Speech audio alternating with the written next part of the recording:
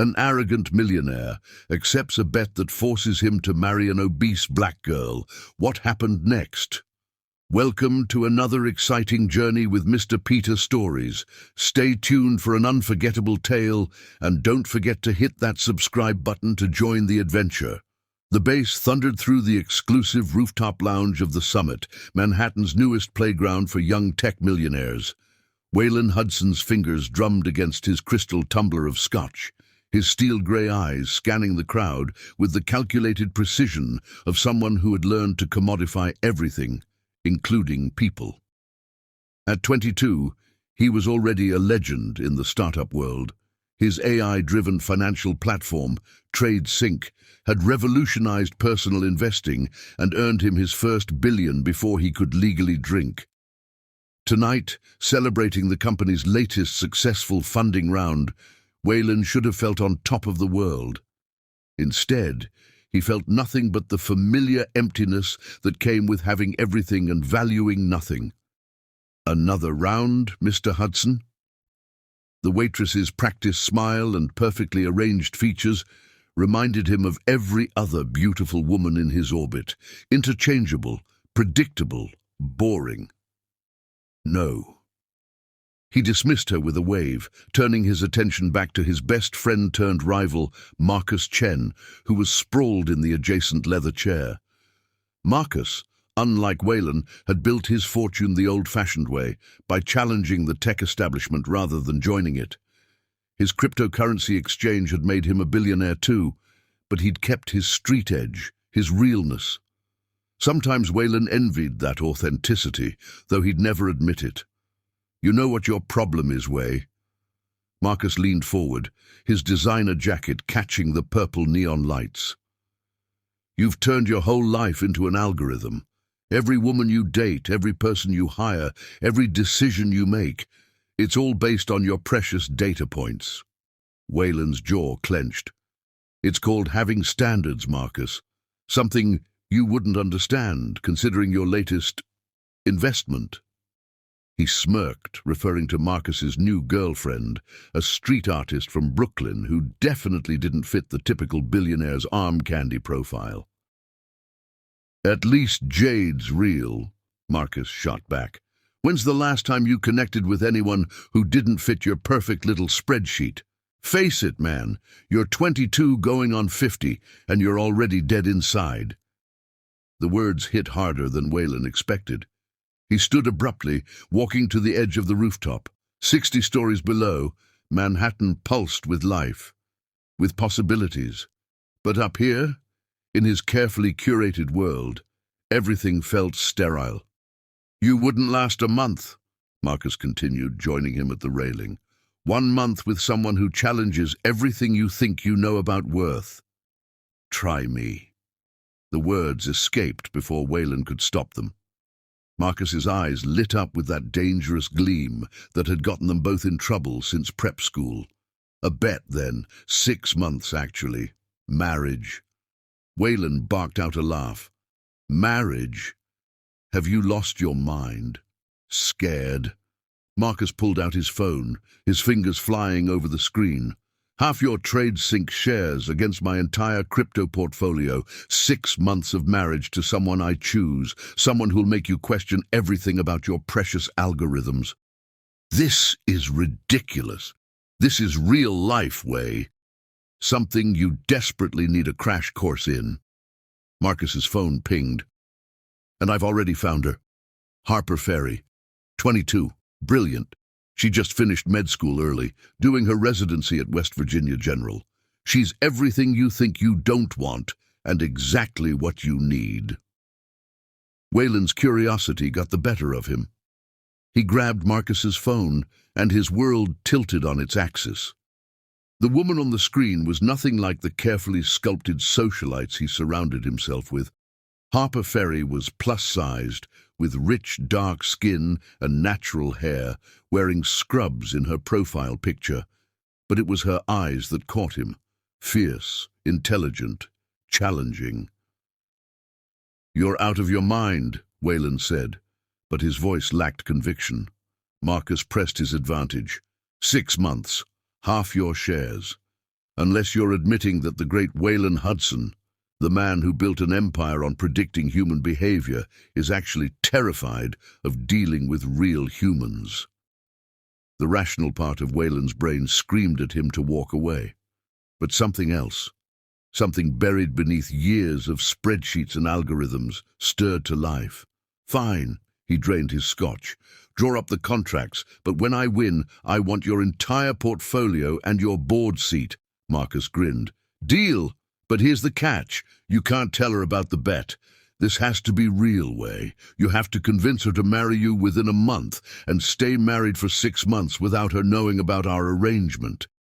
And if she finds out, then you lose everything. Marcus extended his hand. Welcome to real life, brother. As Waylon shook his friend's hand, the city lights seemed to blur around him. He'd built his fortune on calculating risks, on turning chaos into order. But for the first time in his adult life, he was about to step into something he couldn't control, couldn't predict. What he couldn't know, was that in a small apartment in Harper's Ferry, West Virginia, Harper Ferry was pulling another exhausting 30-hour shift in the pediatric ward. She was elbow-deep in challenges of her own, fighting against a system that still saw her as an anomaly, a young, black, female doctor who'd graduated top of her class despite every obstacle. She had no idea that a bet made in a Manhattan penthouse was about to collide with her carefully planned life. No idea that the most arrogant young billionaire on the East Coast was about to learn that some things, the most important things, couldn't be reduced to data points and algorithms, and neither of them knew that what would start as a game of power and pride would evolve into something far more dangerous. Truth. The kind of truth that strips away pretenses, that forces people to confront who they really are beneath the surfaces they show the world. The contracts would be signed the next morning. The game would begin. But games have a way of becoming real when hearts get involved, and hearts, unlike algorithms, don't follow rules. The New York skyline witnessed it all in silence, its lights twinkling like stars that knew far more than they would ever tell about the story about to unfold. A story of two 22-year-olds from different worlds, about to learn that the greatest risks in life are the ones that can't be calculated, and the greatest rewards are the ones that can't be measured in billions. Chapter 2. Worlds Collide. Harper's feet ached as she made her way through the pediatric ward's fluorescent-lit corridor. 36 hours into what was supposed to be a 24-hour shift, and she still couldn't bring herself to leave. 6-year-old Tommy's fever hadn't broken, and she'd promised his mother she'd see it through. Dr. Ferry. Nurse Martinez's voice carried a note of something unusual, amusement, maybe curiosity. There's someone asking for you in the lobby, says it's urgent. Harper glanced at her watch. 3:47 a.m. Unless they're bleeding or dying, tell them to come back during normal hours. He says he flew in from New York specifically to see you, and... Martinez lowered her voice. He's causing quite a stir. Security's about to throw him out. Curiosity got the better of her. Harper made her way to the lobby, her white coat wrinkled from too many hours of continuous wear, her natural curls pulled back in a practical bun. The scene that greeted her stopped her in her tracks. Waylon Hudson stood in the center of the small-town hospital lobby like an alien who'd landed in the wrong dimension. His tailored suit probably cost more than most of the medical equipment on her floor. He was arguing with security, waving a phone in their faces, his perfect hair slightly disheveled as if he'd been running his fingers through it in frustration. I told you, I need to speak with Dr. Harper Ferry. It's a matter of life and death. His voice carried the entitled edge of someone unused to being denied anything. The only matter of life and death here, Harper announced, making all heads turn, is my patient upstairs. So, unless you're experiencing a medical emergency, Mr. Hudson, Waylon Hudson. He straightened his tie. eyes scanning her with an intensity that made her skin prickle. She watched his gaze take in her worn sneakers, the coffee stain on her coat, her bare face devoid of makeup after nearly 2 days on duty. Something flickered in his expression. Surprise, maybe disappointment. "Well, Mr. Hudson, as you can see, this is a working hospital, not a social club. Whatever brought you here from New York can wait until—" "I have a proposal," he interrupted, taking a step toward her. Security tensed, but Harper held up a hand to stop them. A business proposal that could change everything for this hospital. That got her attention. West Virginia General was perpetually underfunded, struggling to serve a community that desperately needed it. Harper had spent the last year fighting for better equipment, more staff, anything to help her young patients. 5 minutes, she conceded, in the cafeteria. The hospital cafeteria at 4 a.m. was a liminal space, existing somewhere between reality and dream. Harsh fluorescent lights cast everything in a sickly glow, empty chairs turned up on empty tables. Harper led him to the only clean table, acutely aware of the disparity between his pristine appearance and her exhausted state. "You have 4 minutes and 30 seconds, she said, sinking into a chair. Wayland remained standing, as if sitting in a public hospital might somehow taint him. "I've been following your work, Doctor. Ferry, your research on pediatric care in underserved communities, your perfect academic record, your innovations in patient care protocols. 3 minutes. He finally sat, leaning forward with an intensity that seemed to charge the air between them. "I'm offering to fund a new pediatric wing, state-of-the-art equipment, additional staff, research facilities, everything you've been fighting for." Harper's heart skipped a beat, but years of dealing with entitled donors had taught her caution. "And what do you want in return, Mr. Hudson?" "Marry me." The words hung in the air like smoke, absurd and surreal. Harper's exhaustion-addled brain tried to process them, failed, tried again. "I'm sorry, I must be more tired than I thought. Did you just propose?" "Yes." He pulled out his phone, sliding it across the table. On the screen was a detailed proposal, blueprints for a new hospital wing, budgets, staffing plans. "Everything you need to transform this hospital. All I'm asking for is 6 months of marriage." Harper's laugh echoed through the empty cafeteria. "Is this some sort of sick joke? Did someone put you up to this?" Something flickered across his perfect features, too quick to catch. "This is a straight business proposal, Doctor.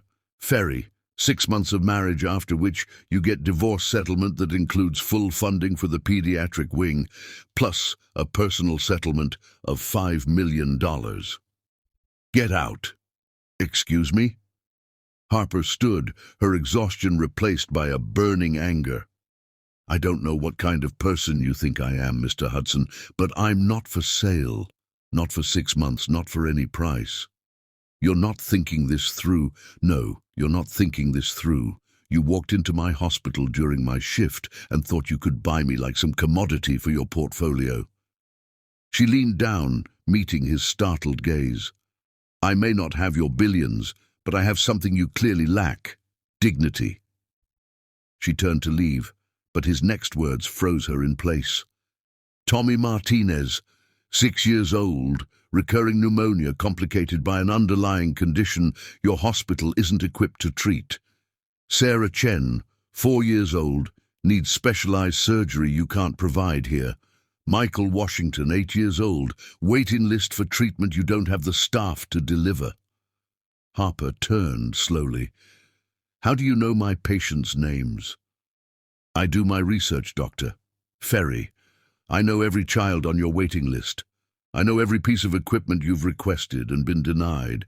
I know you spend your own salary buying supplies." He stood, closing the distance between them. "I'm not trying to buy you. I'm offering you a chance to save lives. By selling my soul. By making a sacrifice for something bigger than yourself. His voice softened, almost genuine. 6 months. That's all. And every child in this hospital gets a fighting chance. Harper looked into his eyes, grey as storm clouds and just as turbulent. She saw arrogance there, calculation, but something else too, something almost like desperation. "Why me?" she whispered. "Out of all the doctors in all the hospitals in the world, why come to Harper's Ferry, West Virginia?" "Because you're different," he said, and for the first time his voice held no trace of practiced charm. "You're real." The dawn was breaking outside the cafeteria windows, painting the sky in shades of pink and gold. Harper thought of Tommy upstairs, fighting for every breath, of all the children she couldn't help, all the families she had to turn away. "If I even considered this insanity," she said slowly, "I'd have conditions." Relief flooded his features, quickly masked by professional composure. "Name them." "First, the funding starts immediately, not after 6 months. Now. Done. Second, I keep working. This doesn't interfere with my career." "Agreed." "Third," she met his gaze steadily, "you tell me the real reason. Not this 'you're different' line. The truth." For a moment she thought she saw panic flash across his face. Then his mask slipped back into place, perfect and impenetrable. "The truth is complicated," he said carefully. "Let's just say I have my reasons, and they align perfectly with your needs." Harper studied him in the growing morning light, this beautiful, broken man who thought he could buy and sell the world. Something told her she was making a deal with the devil. But sometimes, she thought, looking toward Tommy's room, devils were the only ones with the power to save angels. 1 month, she said finally. "You have 1 month to prove this isn't the biggest mistake of my life. After that, if I still agree, we do the 6 months.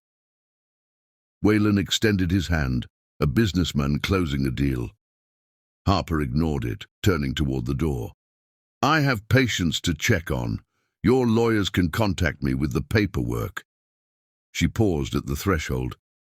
"And Mr. Hudson, if this is some kind of game, remember, you're playing with people's lives, including mine." As she walked away, her footsteps echoing through the empty corridor, Harper didn't see Wayland pull out his phone, didn't see him text Marcus, "She's in." Phase 1 complete. And Wayland, watching her disappear back into her world of healing and hope, didn't realize that for the first time in his life, he felt something his algorithms couldn't quantify: doubt. Chapter 3. The Price of Dreams. The New York Times headlines screamed across Harper's phone screen. Tech billionaire Wayland Hudson announces surprise engagement to small-town doctor. Below it was a photo someone had snapped of them leaving the hospital together that morning.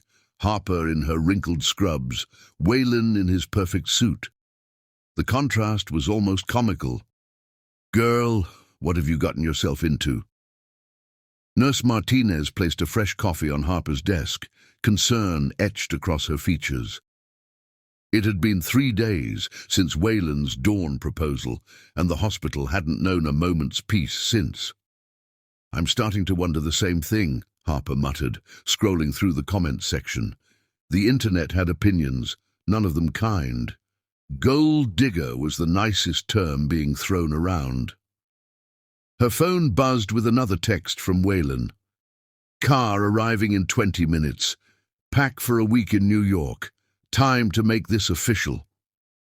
Harper looked around her tiny office, at the wall of photos of her patients, at the stack of medical journals she'd been meaning to read. 1 week in New York, then back here with enough funding to give these kids a real chance. "It's worth it," she whispered to herself, pulling out the overnight bag she kept for long shifts. The car that arrived wasn't just any car. It was a Rolls-Royce Phantom, complete with a driver in a crisp uniform. In Harper's Ferry, West Virginia, it stood out like a spaceship among tractors. "Dr. Ferry." The driver bowed slightly. Mr. Hudson sends his apologies for not collecting you himself. He's finalizing the hospital funding arrangements. At least he was keeping that promise. The preliminary paperwork had arrived yesterday. $50 million earmarked for the new pediatric wing. Real money, real hope for her patients. The drive to New York was a blur of rolling hills giving way to increasingly dense civilization. Harper spent most of it reviewing patient files on her laptop, trying to ignore the surreal nature of her situation. The driver, James, occasionally glanced at her in the rearview mirror with something like curiosity. "First time to New York?" he asked finally. "First time anywhere in a while," Harper admitted. "Medical residency doesn't leave much time for travel." "Mr. Hudson has changed since meeting you," James offered unexpectedly. "In subtle ways. He seems less certain of everything." Harper looked up from her laptop. "Is that a good thing?" "In my experience, Dr. Ferry, certainty is the enemy of growth." The Manhattan skyline appeared on the horizon like a glass and steel mountain range. Harper's stomach tightened. Somewhere in that forest of buildings, Wayland was waiting, probably in some sterile penthouse that cost more than her entire medical education. The car pulled up to a building that seemed to touch the clouds. "The Hudson residence," James announced. "Mr. Hudson is waiting in the penthouse." The elevator ride to the top floor gave Harper time to second-guess every decision that had led to this moment. The doors opened directly into what looked like a magazine spread, all white surfaces and floor-to-ceiling windows, with the city spread out below like a glittering carpet. Wayland stood at a floating glass desk, surrounded by holographic displays showing what appeared to be hospital blueprints. He'd shed his suit jacket, his sleeves rolled up, revealing surprisingly muscular forearms. For a moment, he looked almost human. "You're late," he said without looking up. "We have a dinner reservation in 2 hours. Your team should be here any minute." "My team?" As if on cue, the elevator dinged again. A small army of people emerged. Stylists, makeup artists, designers, all carrying various implements of transformation. "Oh, hell no!" Harper backed away. "This wasn't part of the deal." Wayland finally looked up, his eyes scanning her travel-wrinkled clothes. "The deal was marriage. Marriage to me comes with certain expectations. Tonight we're announcing our engagement at Le Bernardin. Every society photographer in New York will be there. I'm not your Pygmalion project, Wayland. I'm a doctor who made a devil's bargain." Something flickered in his eyes. Anger? Hurt? "This isn't about changing you. It's about presenting a united front. Unless you want the press to keep calling this what it looks like. A business transaction." The words stung because they were true. Harper looked at the waiting team, then back at Wayland. "One condition." "You're full of those. I choose what I wear, what I look like. This isn't Pretty Woman, and I'm not your project." Wayland dismissed the team with a wave, leaving them alone in the vast penthouse. He approached Harper slowly, like someone approaching a wild animal. "Do you know what I saw when I first looked into your background?" he asked softly. "My bank account, my family history, my medical records. I saw someone who graduated top of their class while working 2 jobs. Someone who turned down lucrative private practice, offers to work in a struggling community hospital. Someone who's never taken the easy path." He stopped, just short of touching her. "I'm not trying to change you, Harper. I'm trying to give you armor for the war that's coming." "What war?" "The one that starts tonight. Every person in that restaurant will be looking for reasons why this isn't real, why it can't work. They'll dissect every gesture, every word, every look between us." His voice dropped lower. "Help me convince them. Not for me, for your hospital, for your kids." Harper felt the weight of his words, the truth in them. She thought of Tommy, finally recovering thanks to equipment that had arrived just that morning. of Sarah Chen, scheduled for her surgery next week. "Fine," she said finally, "but I dress for battle my way." 2 hours later, Harper stood before the mirror in what had apparently been designated as her room in the penthouse. She'd chosen a deep purple gown that hugged her curves instead of hiding them, her natural hair styled in an elaborate updo that spoke of royalty rather than conformity. Her makeup was minimal but striking, emphasizing her best features without trying to mask who she was. When she emerged into the living room, Waylon was on the phone, his back turned. She heard him say, "Everything's going according to," before he turned and saw her. The phone slipped from his hand. For a moment, neither of them spoke. Harper watched emotions chase themselves across his face. Surprise, appreciation, and something else. Something that looked dangerously like genuine desire. "You look," he started. "Like myself," she finished, "just dressed for war." He retrieved his phone, stuffing it into his pocket. The car's waiting. The ride to Le Bernardin was silent, charged with something neither of them wanted to name. Just before they pulled up, Waylon reached for her hand. "One more thing," he said, pulling out a ring box. Inside was a diamond that could have funded a small hospital on its own.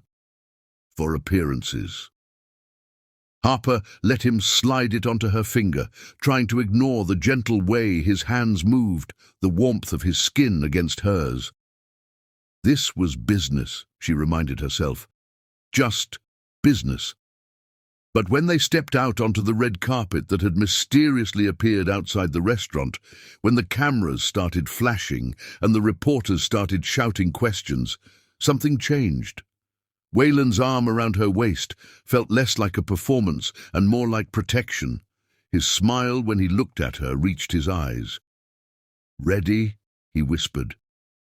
Harper straightened her spine, channeling every ounce of confidence she'd earned in her years of fighting to be taken seriously in the medical world. Ready for war. What neither of them realized as they walked into the restaurant under the assault of camera flashes was that the real war wouldn't be with the press or society or even their families. The real war would be with their own hearts. And in that war, there would be no winners, only casualties. Chapter 4. Cracks in the Foundation. The engagement dinner at Le Bernardin had gone viral, not because of any scandal or mishap, but because of one unscripted moment caught on 100 phones. Waylon Hudson, Tech's golden boy, laughing genuinely at something his new fiancée had said, his usual mask of perfection cracked wide open by unexpected joy. "You made me look human," he accused, tossing the morning papers onto the breakfast table where Harper sat reviewing patient files via video call. "Imagine that," she muttered, not looking up from her laptop. "Give me 5 minutes to finish this consult." Waylon found himself watching her as she spoke with a nurse back in West Virginia. Her face transformed when she talked about her patients, coming alive with passion and purpose. It was distracting. "Dr. Ferry," a small voice came through the laptop. "When are you coming back?" "Tommy misses you." Harper's professional demeanor softened. "Tell that little troublemaker I'll be back next week, and he better be following Dr. Chen's instructions." The call ended and Harper finally looked up to find Waylon studying her with an unreadable expression. "What?" "You're different with them," he said. "Real." "Unlike this?" She gestured between them to the elaborate penthouse, to her designer outfit that still felt like a costume. "We have a charity gala tonight," he said, ignoring her jab. "The Hudson Foundation's annual fundraiser. Anyone will be there, expecting to meet my brilliant Dr. Fiancé." "Another performance?" Harper stood, gathering her medical files. "Fine, but first you're coming with me." "Where?" "To see what your money is actually doing." An hour later, Wayland found himself in a video conference with Harper's hospital board, watching in growing fascination as she systematically demolished their objections to her proposed changes for the new pediatric wing. With the Hudson Foundation's funding, she argued, pulling up detailed plans on the screen, we can implement a multidisciplinary care approach that...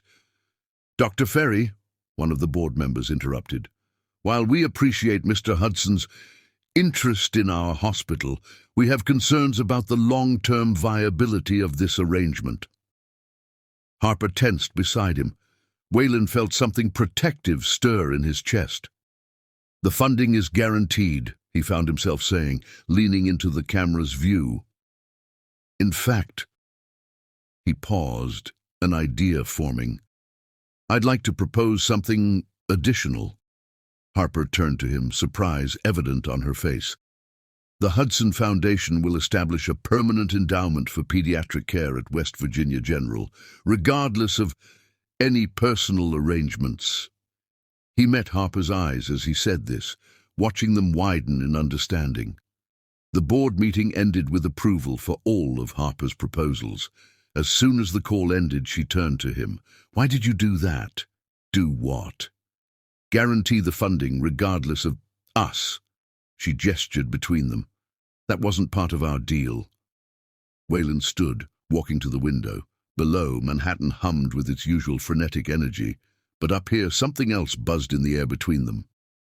Maybe I'm tired of everything being about deals.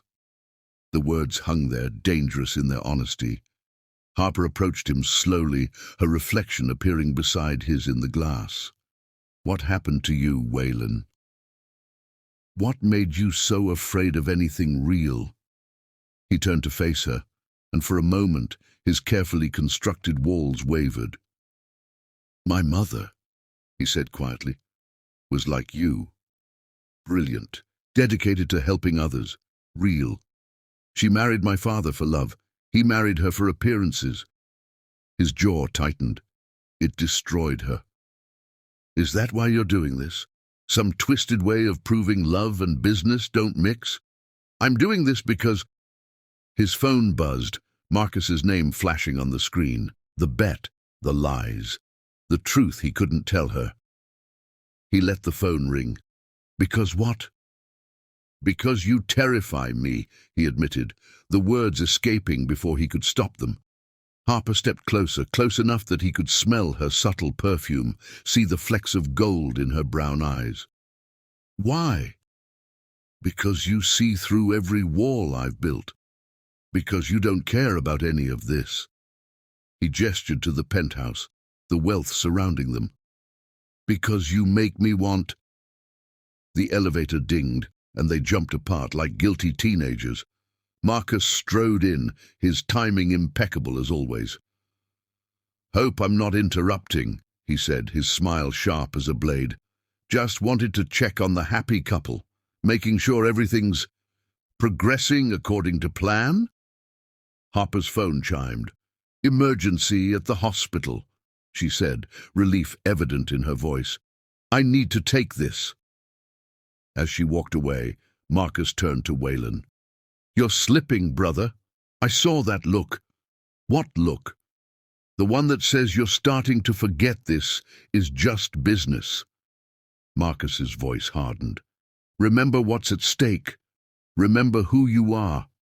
And who am I, Marcus? Someone who turns everything into data. Someone who doesn't believe in love. Marcus checked his watch.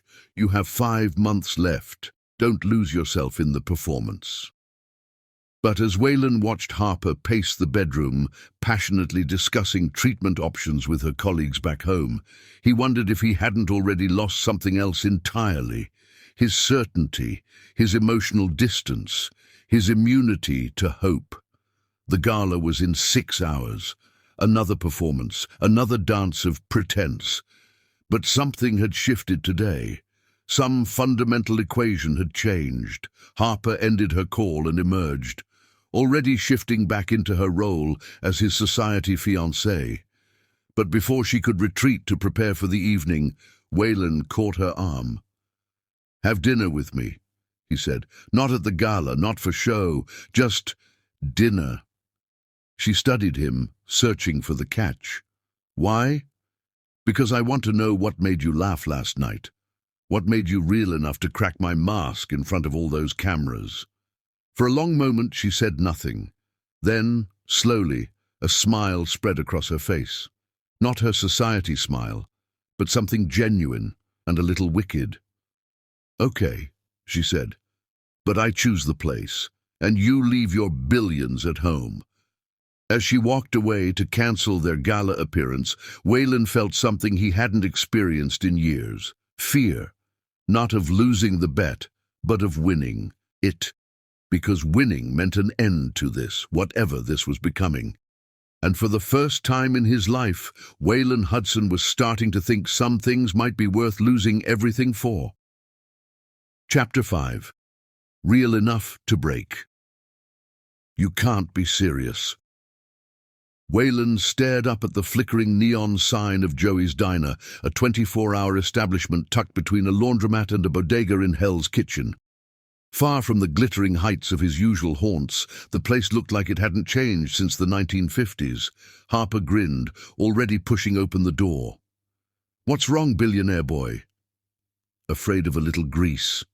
Inside, vinyl booths squeaked beneath them as they slid into a corner table.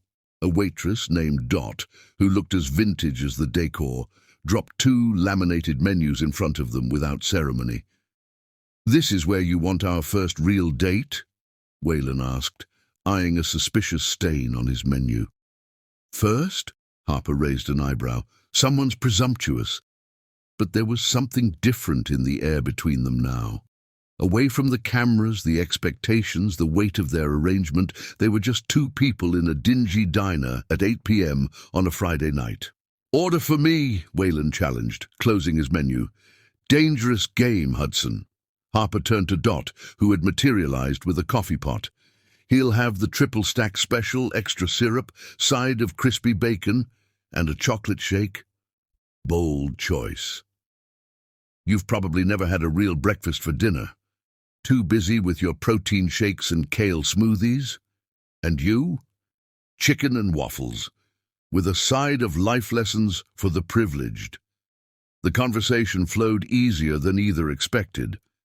Harper told him about growing up in West Virginia, about the community that had rallied to help her through med school, about the first patient she'd lost, and how it had shaped her approach to medicine. "Your turn," she said, stealing a piece of his bacon. "Tell me something real, something that's not in your perfectly curated public profile." Waylon was quiet for a moment, watching her lick syrup from her fingers with unself-conscious pleasure. "I hate technology," he finally said. Harper choked on her waffle. "Excuse me? You're literally a tech billionaire." "I'm good at it. I understand it, but I hate how it's made everything quantifiable, predictable." He swirled the straw in his shake, watching the whipped cream dissolve. "My mother used to say that the best things in life can't be measured." "Tell me about her." "She was a pianist, brilliant, passionate, completely unsuited for the corporate world my father dragged her into. She'd play Chopin at charity galas and quote poetry during board meetings." A smile touched his lips. "She scandalized everyone, and my father loved her for it, until he didn't." "What happened?" "She got sick. Cancer. Messy, unpredictable, impossible to control with spreadsheets and algorithms. My father, he couldn't handle it, the disorder of it. He retreated into work, into the perfectly organized world of profit margins and stock prices. And you?" "I was 16. I sat with her every day in the hospital watching her fade. She made me promise." He stopped, his voice catching. "She made me promise never to let fear of disorder keep me from living, from loving." "You're not doing a great job keeping that promise," Harper said softly. "No," he agreed, meeting her eyes. "I'm not." The diner had emptied around them, the fluorescent lights creating a strange bubble of intimacy in their corner booth. Outside, rain had begun to fall, drumming against the windows. dance with me," Wayland said suddenly. "What?" He was already standing, pulling her to her feet. The ancient jukebox in the corner was playing something slow and bluesy. Dot watched with amusement as the unlikely couple swayed between the empty tables. "This is crazy," Harper murmured, but she didn't pull away. "Maybe I'm tired of sane." His hand was warm on her lower back, his expensive cologne mixing with the diner's coffee and grease atmosphere. "Maybe I'm tired of pretending." "Pretending what?" "That I don't think about you all the time, that I don't want to know everything about you, that this isn't becoming—" His phone rang, shattering the moment. Marcus's name flashed on the screen. Reality crashed back in. The bet, the lies, the impossibility of what he was feeling. Harper stepped back, her eyes clouding. "Back to the real world?" "Harper, wait. No, this was good. A nice fantasy." She gathered her purse, leaving money on the table despite his protests. "But tomorrow we go back to our arrangement, to the plan." "What if I don't want to?" She paused at the door, rain visible beyond the glass. "What we want stopped mattering the moment you walked into my hospital with a business proposal instead of a heart." She disappeared into the rain before he could respond. Through the window, he watched her hail a cab, her figure blurring in the downpour. His phone rang again. This time he answered. "You missed the gala," Marcus said without preamble. "I was busy.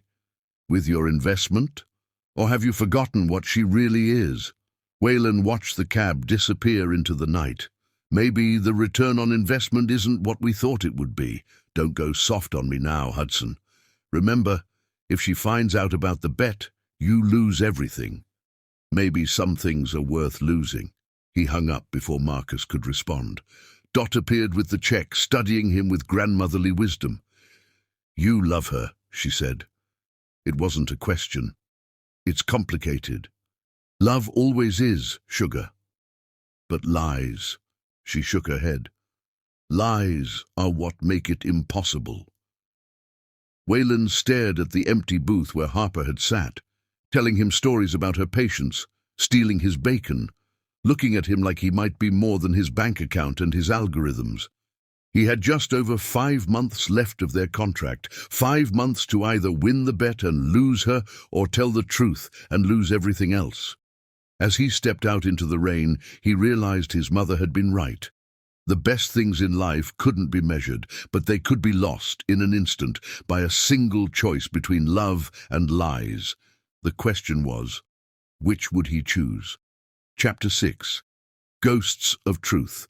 The morning after their diner date, Harper woke to chaos. Her phone was exploding with notifications, and when she opened them, her heart stopped. Breaking news. Tech billionaire's fiancé's hidden past revealed. Someone had dug deep, too deep. Photos of her father's old arrest records, her mother's struggle with addiction, the trailer park where she'd spent her early years, all splashed across every gossip site and social media platform. But it was the final revelation that made her blood run cold. A video clip from a private conversation between Wayland and Marcus, recorded at some high-end club last week. The audio was garbled, but a few phrases came through crystal clear. "The bet's still on. 6 months to prove. Half your shares if she finds out." Before she could process what she was hearing, her phone lit up with Wayland's call. She let it go to voicemail. In the hospital wing that his money had built, Harper threw herself into work. 3 surgeries back to back, each one more challenging than the last. She was elbow deep in the third when the OR door burst open. "Dr. Ferry." The chief of surgery's voice was tight. "Mr. Hudson is here. He's refusing to leave until he speaks with you." "I'm a little busy saving a life," Harper snapped, not looking up from her patient. "Tell him to take a number." But as she finished the final sutures, her hands steady despite her thundering heart, she knew she couldn't avoid him forever. Not when their faces were plastered across every screen in America. Not when her past and his lies were colliding in spectacular fashion. She found him in her office, looking more disheveled than she'd ever seen him. His perfect suit was wrinkled, his hair a mess from running his fingers through it. "Harper, don't." She held up a hand, still wearing her surgical gloves. "Just tell me one thing. Was any of it real? Any of it at all?" "Last night was real," he said immediately. "Everything I told you about my mother, about myself. But not the reason you came to my hospital. Not the real reason you chose me." He took a step toward her. She took one back. "It started as a bet," he admitted. "Marcus challenged me to marry someone who didn't fit my usual parameters. Someone real. He chose you." "And the hospital funding? The pediatric wing? Was that all just part of your game?" "No." His voice cracked. "That became real the moment I saw how much you cared. How much these kids needed it. You know what's funny?" Harper laughed, but there were tears in her eyes. "I actually started to believe in you. Started to think maybe the arrogant billionaire had a heart underneath all that expensive armor." "I do." "Harper, please." "No, you have numbers, data, return on investment calculations. A heart would have told me the truth before I had to learn it from a leaked video." She pulled off her surgical gloves, tossing them in the biohazard bin. "The funding is secure, right? Your permanent endowment?" "Of course, but then we're done here. Contract voided, bet lost. You can go back to your perfect, predictable world." "What if I don't want to?"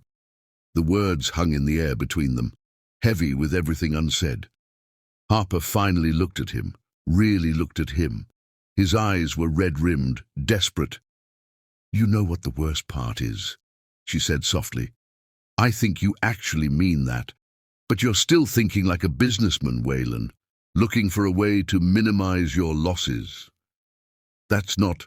Your mother would be disappointed." The words hit him like a physical blow. He staggered back, collapsing into her office chair. "You're right," he whispered. "About all of it. I've spent so long turning everything into algorithms that I forgot how to be human. Until you." "Pretty words. But I need more than words right now. Tell me how to fix this. Please." Harper looked around her office, at the photos of her patients, at the new equipment his money had bought, at the future she'd started to believe in. "Start by telling me everything," she said finally. "No calculations, no strategies, just truth." So he did. For the next hour, Waylon Hudson stripped away every layer of protection he'd built around himself. He told her about the exact terms of the bet, about Marcus's manipulation, about his own arrogant certainty that he could control everything, including his own heart. "And now?" she asked when he finished. "Now I'm terrified. Because for the first time in my life I can't calculate the odds.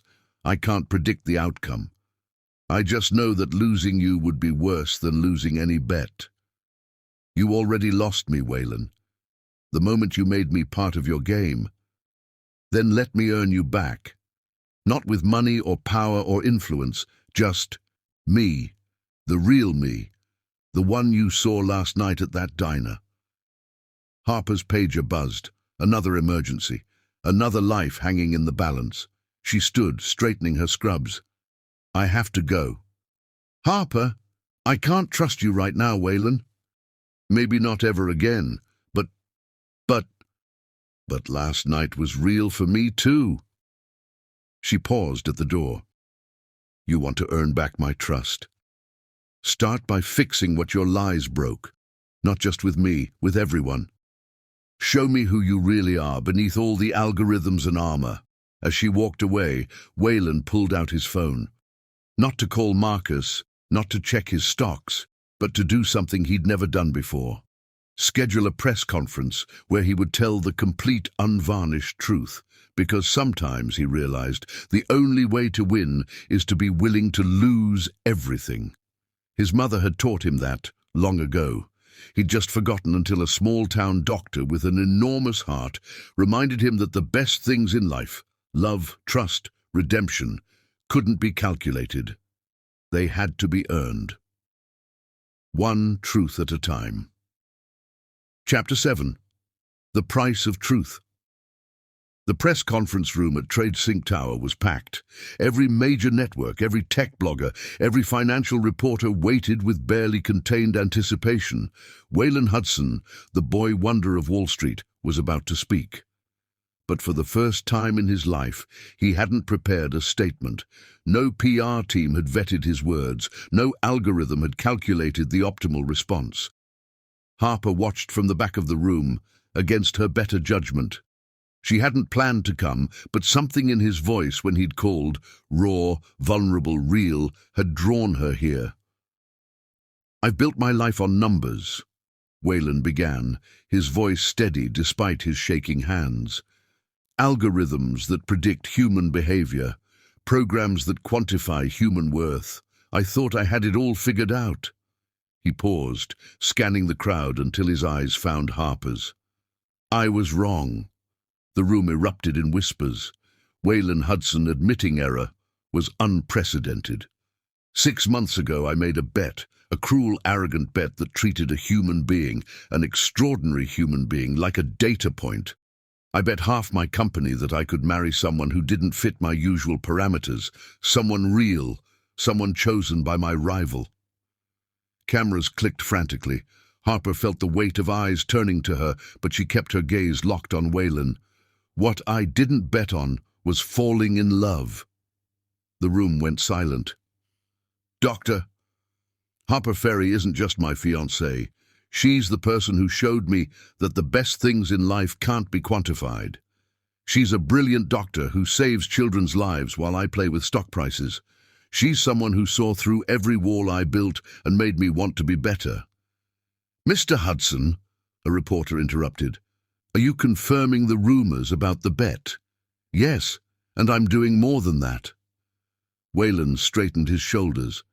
"Effective immediately. I'm stepping down as CEO of TradeSync." The room exploded. Harper's heart stopped. "The company will be restructured. 50% of all shares will be transferred to a new charitable foundation focused on providing medical care to underserved communities. Dr. Ferry will chair the board, if she chooses to accept." Marcus stood up from his front row seat. "You can't do this, Waylon." The bet is over, Marcus. I forfeit. You win the shares, as agreed. But TradeSync's future will be about more than profits. It's time for the company to become something real." He stepped away from the podium, ignoring the shouted questions, and walked straight to Harper. "I know it's not enough," he said quietly, "just for her. I know I can't calculate my way back into your trust, but I meant what I said, all of it." Harper studied him. This man who'd just sacrificed his empire, his reputation, everything he'd built his identity around. "Why?" "Because you were right about what my mother would think, because some things are worth losing everything for." He took a shaky breath. "Because I love you, and love isn't supposed to be a transaction." Before she could respond, chaos erupted near the podium. Marcus was shouting about contracts, about betrayal, about ruining everything. "You want to know what ruined everything, Marcus?" Waylon turned to face his former friend. "People like us thinking we could play with people's lives like they were stocks to trade. Well, I'm done playing. You're throwing away $1 billion company for... what? Some fantasy of redemption?" "No!" Waylon's voice was quiet but carried through the stunned room. "I'm choosing to be the man my mother wanted me to be. The man Harper showed me I could be." He turned back to Harper, pulling something from his pocket, not a ring this time, but a worn photograph. "My mother, the day she married my father, before money and status and appearances took over." He handed it to Harper. "She's wearing her grandmother's ring. Nothing fancy, just love made visible. That's what I should have offered you from the start. Not a business proposal, not a billion-dollar game, just truth, love, choice." Harper looked at the photo, a young woman with Wayland's eyes, beaming at the camera, wearing a simple diamond ring that clearly meant more than any price tag. "The foundation," she said finally. "The one you just announced. Why?" "Because every time you talk about your patience, your whole face lights up. Because you showed me that real wealth isn't about stock prices, it's about making a difference. Because ... he swallowed hard. Because even if you never trust me again, I want to be someone worthy of the way you looked at me that night in the diner." Around them, reporters were still shouting questions. Marcus was threatening lawsuits. The business world was probably imploding. But in that moment, Harper saw something she'd been waiting for. Wayland Hudson, stripped of all pretense, all calculation, all armor. Just a man choosing love over empire, truth over power. "I have conditions," she said, echoing their first meeting. "Anything. No more bets. No more games. No more treating people like data points. Done. And the foundation, it has to make a real difference, not just good PR. That's why I want you to run it. You know what real means." She took a deep breath. "Last condition. That ring in the photo, your mother's ring, that's the one you should have offered. Not as a business deal, not as part of a bet. Just as you, asking me, for real." Wayland's eyes widened with understanding. Without hesitation, he dropped to one knee, right there in front of the world's media. "Harper Ferry, I'm not offering you billions or business deals or perfectly calculated futures. I'm just offering you me, flawed, learning, trying to be real. Will you marry me, for love, not contracts?" The room held its breath. Harper looked at the man kneeling before her. Not the billionaire, not the tech genius, but the person she'd glimpsed that night in the diner. The one who'd finally chosen truth over transaction. Her answer would change everything. But then again, she'd been changing things since the day she walked into his perfectly ordered world and made him question every algorithm he'd ever written. Sometimes the biggest risks bring the greatest rewards, and sometimes love is worth betting everything on, as long as the bet is on truth, not lies. Chapter 8. The Heart's Algorithm. Yes. The word hung in the air of the press conference room like a spell, transforming everything it touched. Harper saw the moment it registered on Wayland's face, pure, unfiltered joy breaking through years of carefully maintained control. But their fairy tale moment was short-lived. "This is a stockholder revolt waiting to happen," Marcus shouted, pushing through the reporters. "The board will never allow—" "The board doesn't have a choice," a new voice cut through the chaos. Everyone turned to see an elegant older woman standing in the doorway, her silver hair swept back in a classic chignon. "Aunt Victoria," Wayland breathed. Victoria Hudson, head of the Hudson Family Trust and keeper of more secrets than the Pentagon, strode into the room like she owned it, which technically she did.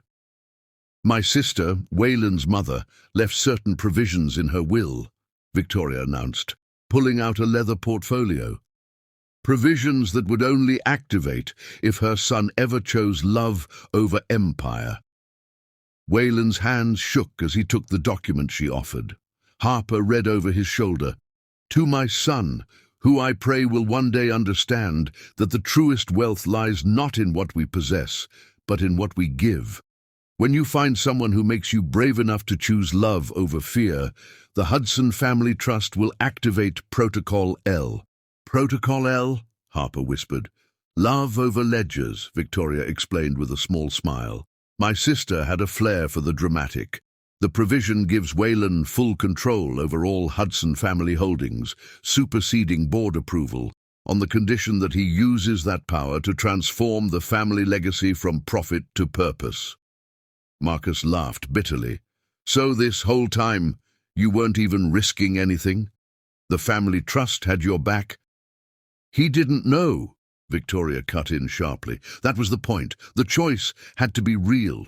He had to be willing to lose everything." Wayland was still staring at the document, his mother's elegant signature at the bottom blurring through his tears. "She knew," he whispered. "Somehow she knew I'd need this moment." Harper squeezed his hand, remembering their conversation about his mother in the diner, about her belief in the immeasurable things in life. "Mr. Hudson," a reporter called out, "what does this mean for TradeSync's future?" Wayland straightened, but instead of facing the press, he turned to Harper. "That depends on my fiancée, the real one, not the one I tried to buy." He took both her hands in his. "Dr. Ferry, would you help me build something true? Not just a foundation, but a complete transformation of what business can be." Harper looked at this man who had walked into her hospital with a cold business proposition, and somehow ended up revolutionizing not just his own life, but potentially the entire corporate world. "On one condition," she said, loud enough for everyone to hear. "Name it." "We start with the children's hospitals, all of them, not just in West Virginia, but everywhere there's need." "Done. What else?" "We get married at Joey's diner." A laugh rippled through the crowd, but Wayland's face lit up. "With Dot as our witness?" "And chocolate shakes for everyone." Marcus made a disgusted sound. "You're both insane. This is business suicide." "No," Victoria interjected. "This is exactly what the Hudson Empire was meant to become. My sister saw it, even if the rest of us forgot." She turned to Harper. "She would have loved you, my dear. You remind me so much of her, someone who sees beyond surfaces to what really matters."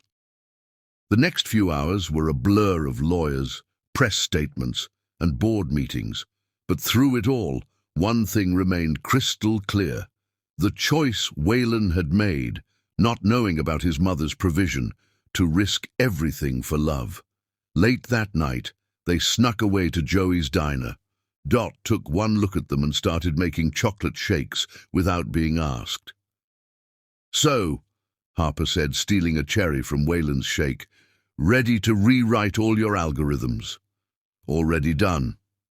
He pulled out his phone, showing her the TradeSync app's new interface. "Look at the new company mission statement." There, under the TradeSync logo, were the words, "Measuring what matters, human potential, community impact, and the immeasurable value of giving back." "Your mother would be proud," Harper said softly. "Our mother," he corrected. "She's part of your legacy now, too. Everything I am, everything I'm trying to become, it's because two incredible women believed there was more to me than numbers." "Speaking of numbers," Harper pulled out her tablet, "I've been working on expansion plans for the children's hospitals. Want to see what happens when we combine your business sense with actual medical experience?" They spent the next few hours planning their revolution, pausing only for Dot to refill their coffee cups and offer occasional sage advice about love and milkshakes. Outside, Marcus was probably still plotting his revenge. The business world was still reeling from the day's events. Tomorrow would bring new challenges, new doubts, new battles to fight.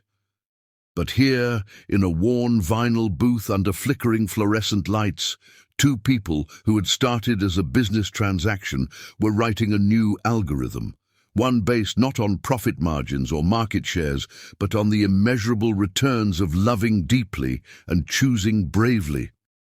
"You know," Wayland said as they finally prepared to leave, "I forgot to do something earlier." "What's that?" He pulled out his mother's ring, simple, elegant, real. "Ask you properly, not for show, not for business, not even for redemption. Just because I love you." Dot pretended to be very busy wiping down the counter as Wayland slid out of the booth and knelt on the checkered floor. "Harper Ferry, you walked into my perfectly ordered world and showed me that the best things in life can't be calculated. You made me brave enough to choose love over empire, truth over transaction. Will you marry me? This time, just for us?" Harper looked at this man who had risked everything to become real, at the ring that carried generations of love, at the diner that had somehow become their sanctuary of truth. Sometimes the most complex equations have the simplest solutions.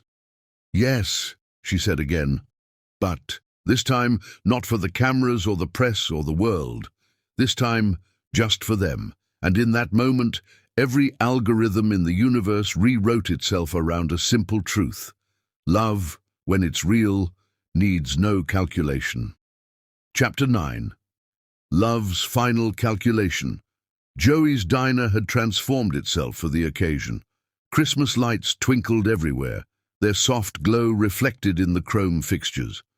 Instead of its usual fluorescent harshness, the diner was bathed in warm candlelight. Every booth overflowed with white roses and blue hydrangeas, the same flowers Waylon's mother had carried at her wedding.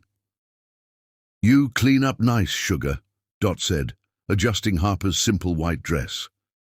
They'd converted the diner's back room into a makeshift bridal suite, and Dot had assumed the role of mother of the bride with characteristic no-nonsense affection. Harper studied her reflection in the bathroom mirror. The dress was elegant but unpretentious, much like her mother-in-law's ring on her finger. Her natural hair was crowned with tiny white flowers, and her face glowed with something that no makeup could create, pure joy. A knock at the door interrupted her thoughts. "2 minutes, Dr. Ferry," Victoria called. "The press is getting restless outside." They'd announced the wedding location publicly, turning it into a statement about their new values. The media had gone wild. A billionaire choosing a diner wedding over a society extravaganza. But they'd kept the guest list intimate. Hospital staff, patients who were well enough to attend, and the diner regulars who'd watched their love story unfold over late-night shakes and breakfast for dinner. "Ready?" Dot asked, her eyes suspiciously moist. "Almost." Harper reached into her bouquet and pulled out a sealed envelope. The latest test results for Tommy, her first patient at the new Children's Hospital wing. One last thing to do. In the main diner, Waylon stood by their usual booth, now converted into a makeshift altar.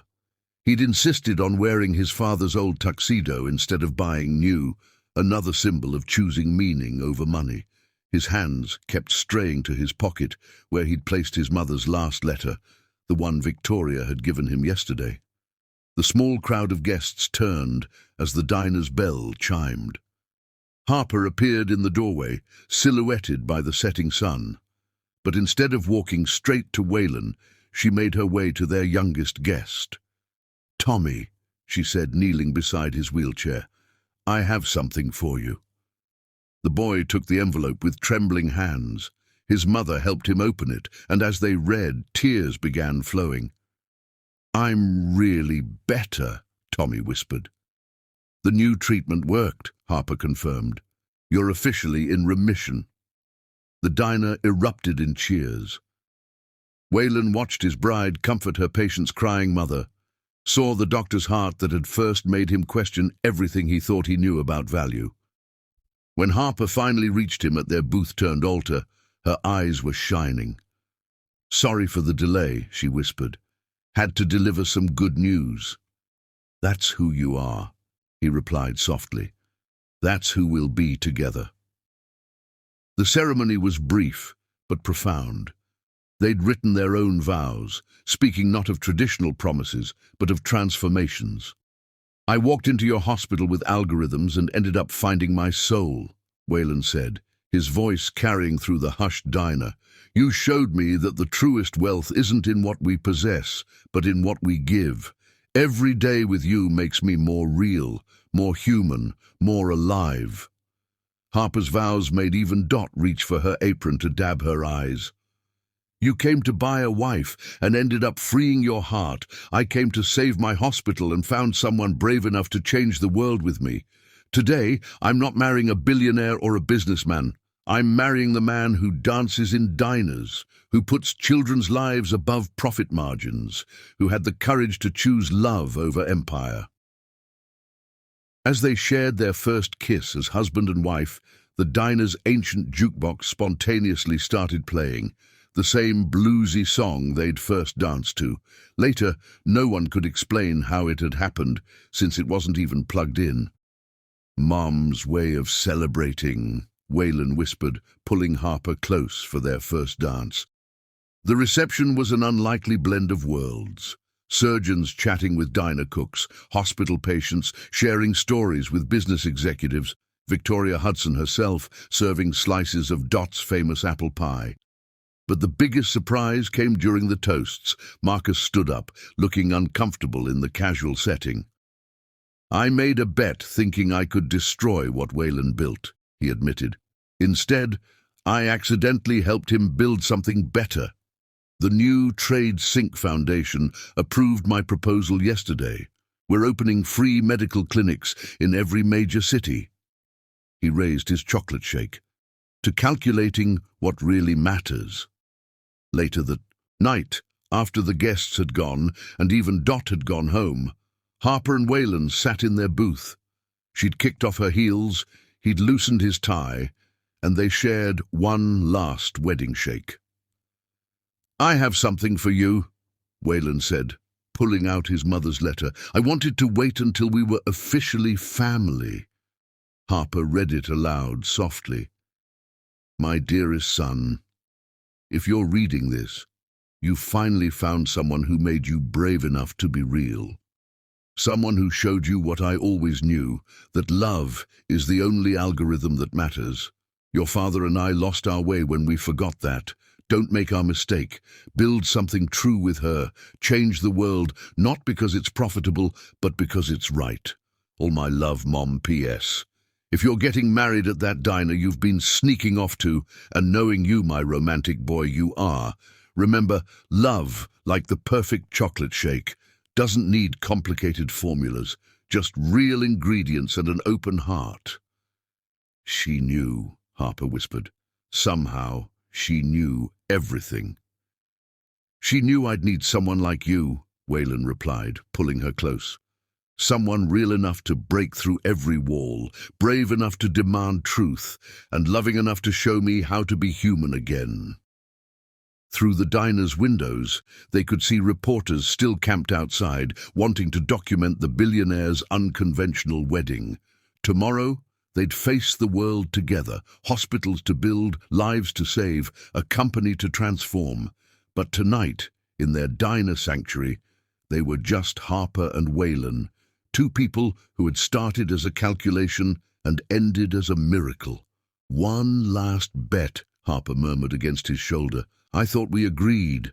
No more bets. Just one. I bet that every day for the rest of our lives, I'll love you more than algorithms can measure." Waylon smiled, remembering how far they'd come from that first hospital meeting. "That's one bet I'm happy to lose, Dr. Hudson, every single day." Outside, the city hummed with its usual energy. But inside Joey's diner, where love had rewritten every rule and transformed every calculation, two hearts beat to a rhythm that no spreadsheet could capture and no formula could define. Because in the end, love's final calculation is simple. One heart plus another, multiplied by courage, divided by nothing at all. Here's a heartfelt message for women over 40 who have experienced betrayal. Dear beautiful soul, your story didn't end with betrayal. It began anew. Those lines around your eyes, they're not just marks of pain, they're medals of survival. Every grey hair is a battle won, every laugh line a testament to your resilience in choosing joy even after tears. Remember, betrayal doesn't define your worth. It reveals the strength you never knew you had. You're not too old to start again. You're perfectly seasoned to create the life you truly deserve. Your 40s aren't your twilight, they're your renaissance. You've learned what many never do, that healing isn't about erasing the scars, but about wearing them with grace. Your heart may have cracks, but like ancient Japanese kintsugi pottery, those golden repairs make you more valuable, not less. Your experiences haven't made you bitter, they've made you discerning. Your standards aren't too high, they've finally risen to match your true worth. You now know that loneliness and alone are different things. That peace in solitude outweighs chaos in company. To the woman who thinks her best years are behind her, look again. You're not fading. You're just beginning to glow with your own light rather than reflecting someone else's. Your beauty isn't diminishing, it's deepening. Like fine wine, you've gained complexity, character, and strength with time. Don't let anyone tell you it's too late for finding love, the real kind, not the fairy tale version. Starting that business, going back to school, reinventing yourself, chasing that dream you set aside. Your heart may be wounded, but it's still beating with purpose. Your story may have unexpected chapters, but you're still the author. Let the betrayal be a plot twist, not the ending. You are not damaged goods. You are a masterpiece in progress. Not a victim, but a warrior in healing. Not just surviving, but preparing to thrive. Remember, the woman who walks out of betrayal is stronger than the one who walked in. And you, dear heart, are walking out with wisdom that can't be taught, strength that can't be borrowed, grace that can't be imitated, beauty that can't be diminished. Your next chapter is waiting, and this time you're writing it for yourself. With love and understanding, to all the women rising from ashes to own their light. P.S. The best revenge isn't getting even, it's getting better. And you, magnificent soul, are already on your way. Don't forget to hit subscribe button to show you love and appreciate our work.